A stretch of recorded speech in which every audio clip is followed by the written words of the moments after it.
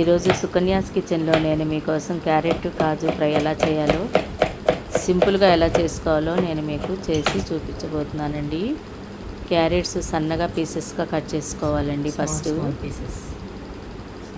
చూడండి ఎలా సన్నగా కట్ చేసుకొని పెట్టుకున్నాను. తర్వాత స్టవ్ మీద ప్యాన్ పెట్టి ఆ ప్యాను హీట్ ఎక్కిన తర్వాత మనం 3 స్పూన్స్ ఆయిల్ వేసుకోవాలండి.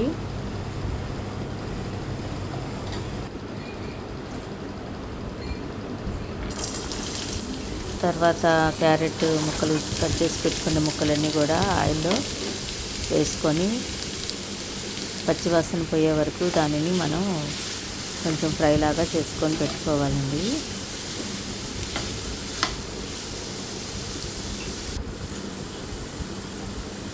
కొంచెం దాంట్లో మనం పసుపు యాడ్ చేసుకోవాలి.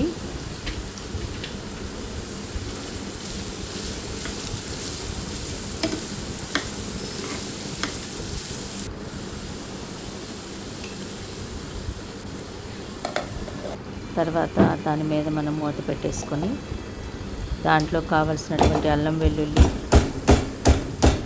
పేస్ట్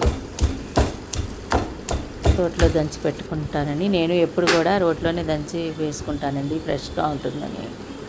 కొంచెం దాంట్లోకి లవంగాయలు చెక్క మనకు కావాల్సినంత వేసుకోవచ్చండి.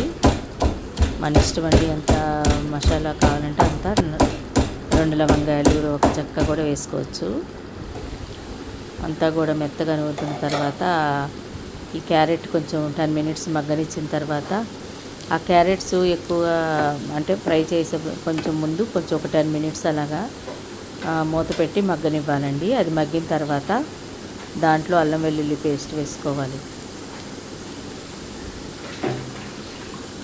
ఎందుకంటే అల్లం వెల్లుల్లి పేస్ట్ కూడా వేగాలి కదండి. అది వేసి వేగిన తర్వాత వేగే వరకు, పచ్చివాసన పోయే వరకు దాన్ని వేపుకోవాలండి.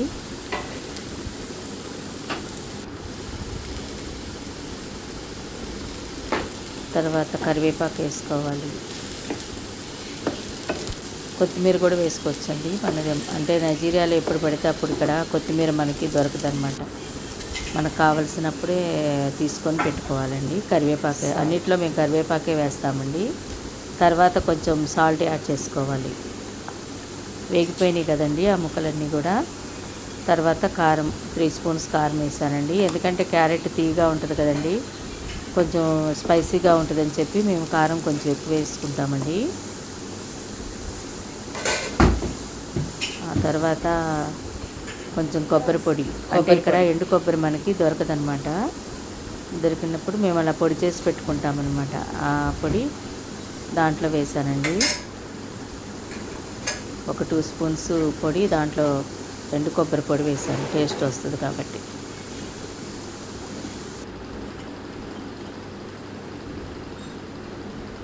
ఆ తర్వాత కాజు ఫ్రై చేసిన కాజు దొరుకుతుందండి ఇక్కడ ఎక్కువ శాతం.